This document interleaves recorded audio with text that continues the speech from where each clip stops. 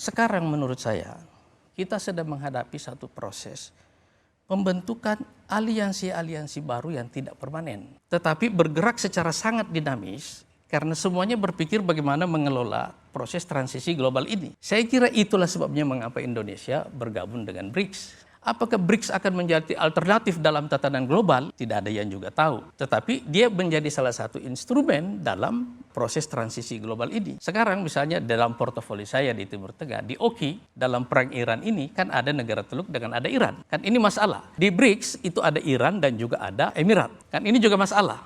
Instrumen multilateral ini secara pelan-pelan ada, tetapi efektivitasnya yang tidak terlalu bagus. Dan karena itu dalam konteks inilah memang kita berijtihad untuk menemukan satu jalan diplomasi baru. Dalam situasi ini saya kira apa yang dipikirkan oleh Presiden yang pertama adalah strong presence, kehadiran yang kuat. Dan itu harus Presiden langsung, tidak didelegasikan itu kepada memang Menteri harus high profile. Itu artinya kehadiran yang kuat. Jadi pidato Presiden di PBB itu sangat kuat dan kehadiran di BOP sebagai bagian dari manuver geopolitik menurut saya itu efektif untuk paling tidak, kalau enggak Anda sekarang masih menyaksikan genosida kan, walaupun ini nanti tidak berjalan misalnya atau katakanlah mengalami disrupsi di tengah jalan atau distraksi di tengah jalan, tapi paling tidak satu masalah selesai. Dan sekarang persoalannya adalah tidak ada satu instrumen yang bisa kita pakai untuk menyelesaikan semua masalah sekaligus. Karena itu juga ada sisi retailnya. Jadi dia high profile di satu sisi, tapi retail di sisi yang lain.